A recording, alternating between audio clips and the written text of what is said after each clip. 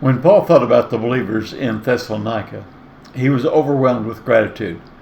They had endured such difficult times of persecution and had faced nearly unbearable pressure, and yet they had never given way to fear or relinquished their stance of faith. The experience Paul had enjoyed with them had been such a pleasure.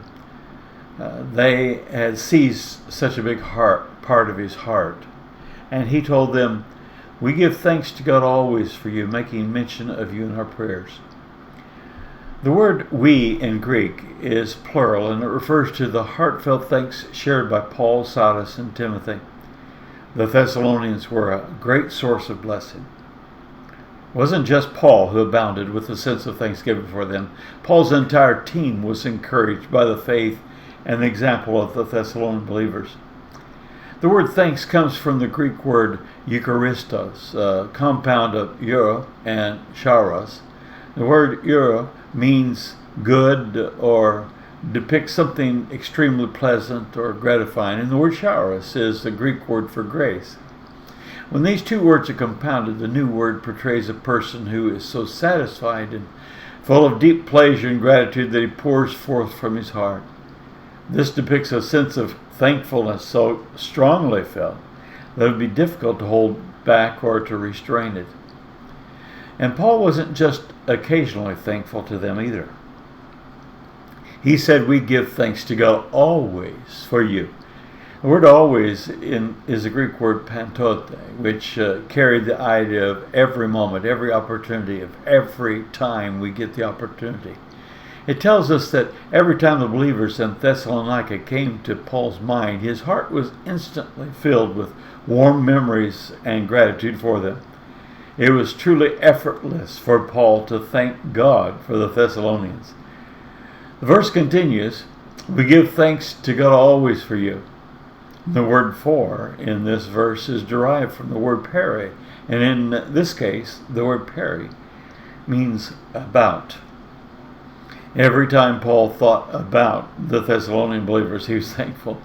When considering everything about them, he couldn't help but stop what he was doing to express to God the deep gratitude that he felt for them. And then Paul continued, "We give thanks to God always for you all." The word "all" is the Greek word for penton, and it's an all-encompassing term that means this heartfelt gratitude was not directed toward just a few Thessalonians, but toward all of them. In contrast to all the problems and opposition Paul had encountered in his ministry, all the people who had disappointed him through the years. The believers in Thessalonica were a bright, shining source of joy, and he literally thanked God for every single one of them and for all that pertained to them. So when you put all of these words together, 1 Thessalonians chapter 1, verse 2 could be translated this way. "We thank God for you. We're simply so full of gratitude for everything connected to you that we just can't hold it back. In fact, thanking God for you is one of the easiest and most effortless things we do. It just flows out of our heart. We find ourselves thanking Him for you all the time. What a joy it is that our attitude of thankfulness is not just for a few of you, but really is something we feel about every last one of you. So, who do you have in your life today that makes you be filled with thanksgiving? Your heart overflows with gratitude. Paul set a good example for you and for me. Well, we should follow that. He wrote and told the Thessalonians how deeply he felt about them. He cherished his relationship with this body of believers. And he wanted them to know how he felt about them.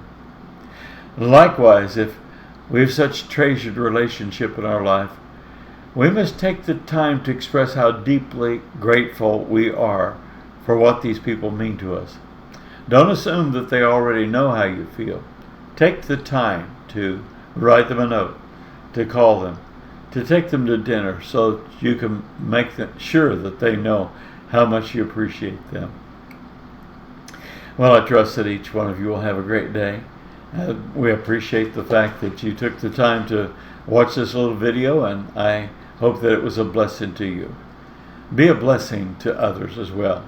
And remember, if you happen to be in Cayman Brac, we'd love to have you join us in our fellowship at either Watering Place Church or the Spot Bay Church.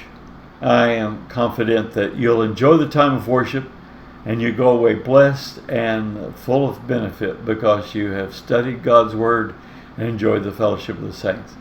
Have a wonderful week. God bless you richly.